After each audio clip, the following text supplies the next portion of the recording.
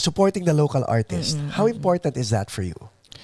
Supporting the local artist. Alam mo ito, my cousin and I, si Nino Alejandro, we were just talking about this. Plano ko kasi, guys, magfi-50 na ako next year.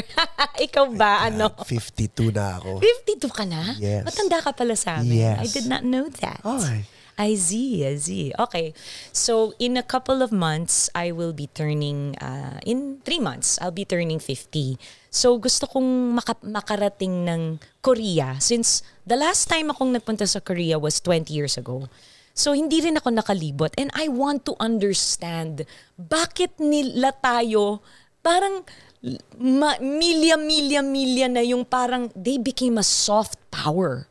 Yes, because of their music, yes. because of their entertainment, telenovelas, film, nag-Oscar, Best Picture, and all that.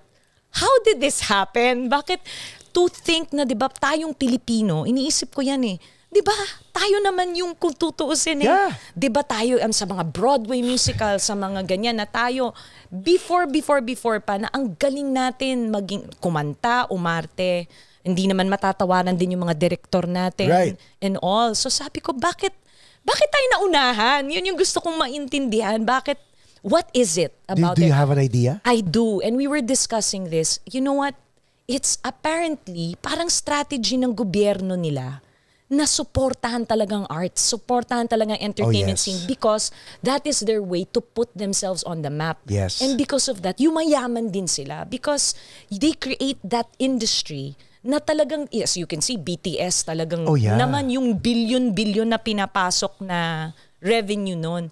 So gain sila, di ba? Sometimes forward thinking lang eh. Speaking of BTS, yung chair na yan, dinonate yan ni Vince Nantes, who wrote the first hit of BTS. No. Sitting on that chair. Aba, baka kailangan masamsam ko yung... Kaya tawag namin dyan the hitmaker chair. Talaga? He wrote Black Swan, yun, really? with August Rigo. Oh. So do you write things on this chair? I tried. Also? Pero, ano lang yan, Dear Jaja. Ayun.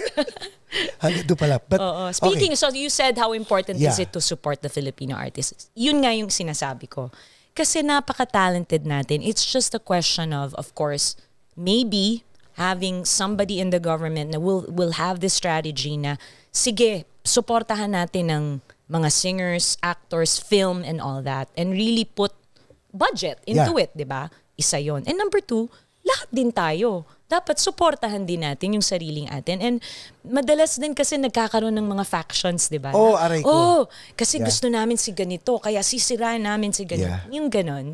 If we were to, parang, kasi like BTS, like I said nga, di ba? Parang it's a nation of talagang atin to. We own this. Yung ganon. Pero, di ba SB 19, di ba? Parang somehow may support din sila. Pero as of this taping, SB 19 nag-cancel ng mga shows. Oh yes, I heard. I saw that nga. Di ba? Parang ano ba? Bangkok. I saw, Ano ba? Ngayon lang gagawin, di pa nagawa.